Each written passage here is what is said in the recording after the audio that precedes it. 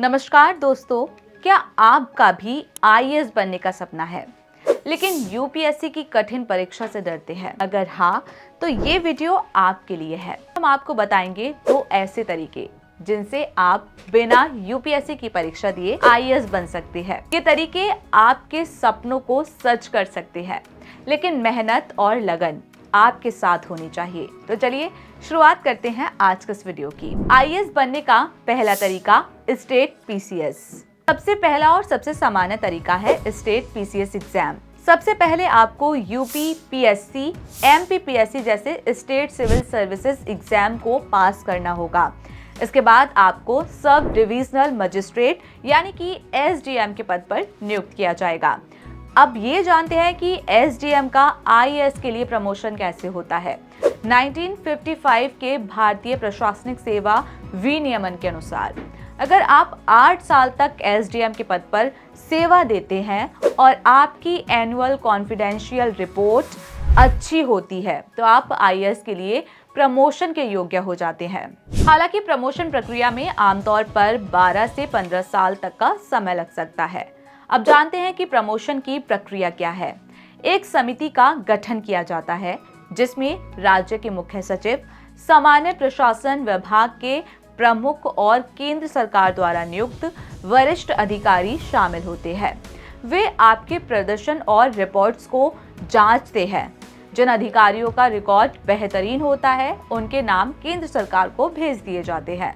अंतिम निर्णय केंद्र सरकार द्वारा लिया जाता है। याद रखें, स्टेट पीसीएस एग्जाम पास करना आसान नहीं है। इसके लिए भी कड़ी मेहनत और सही रणनीति जरूरी होती है। आईएएस बनने का दूसरा तरीका है लेटरल एंट्री स्कीम। दूसरा तरीका थोड़ा अलग है और यह उन लोगों के लिए है जो प्राइवेट सेक्टर में काम करते हैं। अगर आप किसी प्राइवेट कंपनी में काम कर रहे हैं और आपके पास 15 साल का कार्य अनुभव है तो आप इस स्कीम के तहत आईएएस बनने के लिए आवेदन कर सकते हैं। इस प्रक्रिया में आपको यूपीएससी परीक्षा नहीं देनी होती है। लेटरल एंट्री प्रक्रिया क्या है, इस पर चर्चा करते हैं और इसकी योग्यता क्या है। सबसे पहले इसी पर बात करते हैं। कम से कम 15 साल का अनुभव होना चाहिए और उम्र 60 साल हो जानी चाहिए। अब बात करते हैं कि चयन प्रक्रिया क्या है। उम्मीदवारों को इंटरव्यू के लिए बुलाया जाता है। इंटरव्यू का नेतृत्व भारत सरकार के कैबिनेट सचिव करते हैं। अब बात करते हैं कि इनका कार्यकाल कितना होता है। चयनित उम्मीदवारों को 3 साल के कॉन्ट्रैक्ट बेसिस पर आईएएस का पद दिया जाता है। अगर प्रदर्शन अच्छा रहता है तो कार्यकाल बढ़ाया जा सकता है। क्या इन तरीकों से आईएएस बनना आसान है? दोस्तों, दोनों तरीकों से आईएएस बनना संभव है, लेकिन मेहनत और लगन बेहद जरूरी है।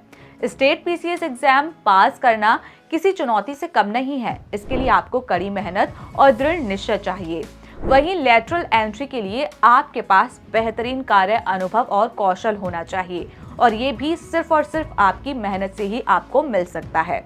तो दोस्तों, आईएएस बनने का सपना लाखों लोग देखते हैं, लेकिन यूपीएससी की परीक्षा हर किसी के लिए नहीं होती।